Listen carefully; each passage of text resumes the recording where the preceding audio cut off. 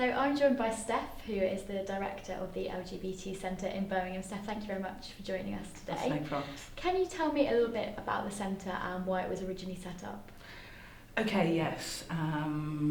As part of the organisation's remit, we carried out a number of consultations, focus groups and research of the community, and everybody said they wanted a community centre.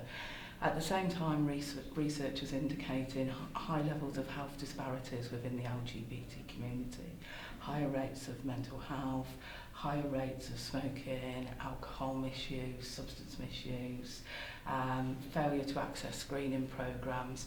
So we were very keen to look at this, and one of the things we did, we put in a bid to the big lottery, which was successful, to set up what we called a community asset-based approach to addressing health inequalities. So we know the evidence, we know the negatives. What we were saying is, we think as a community we can start looking at the solutions to these problems, and we felt what would work was a one-stop shop. While we can and do have primary care services running from here, we also have events, a place where the community can meet, a library, a cafe, sports-based facilities. So we wanted something that was sort of quite holistic, if that makes sense. The centre runs many different projects, including the Topaz project for older people. I'm here to talk to Rose to find out more. We've named it Topaz, which it stands for the older people's A to Z. When I was younger, there wasn't anything.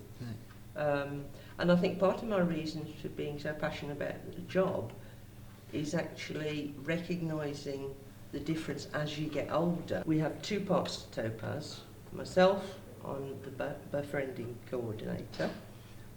So I link older people who contact us with volunteers. The other part-time worker we have does the events side. So she's set up a monthly lunch club, a monthly film club. So they all come and watch a DVD together there in a social space.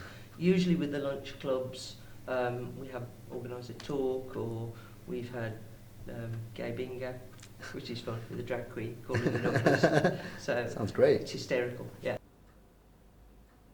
We're working towards it. It's called an integrated model of LGBT health and wellbeing, so people know they can come here in a safe space and kind of have all their needs met, which is really, really important. There's buy groups, there's book groups, there's all sorts of stuff going on, plus other community groups that meet here. So there's an alcohol support group as well as one-to-one services.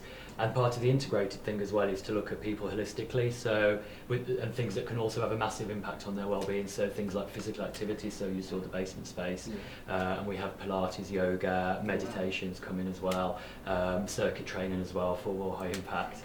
So some of them are very community, grassroots sorts of events, so like singers, poets, that sort of stuff. Mostly from the local community, but we've also had people come from abroad. We've put on some events funded by Awards for All, actually, at Big Lottery, called Transfest, which is kind of a weekend of stuff. So there's a film and there's a daytime thing with workshops and speakers around trans history and trans activism and transsexual health, and also a cabaret event in the evening. And then Bifest, very similar actually, and it's a whole day of workshops and just networking and films. So, and it's really important that we put these sorts of community events on, so it kind of embraces everyone in the community.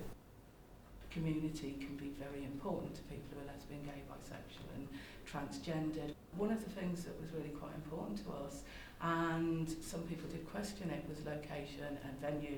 We're very visible, we have a very visible sign, and actually that was really important, because I actually felt for a community that's fought for its right to love, to live, to exist, why should we hide?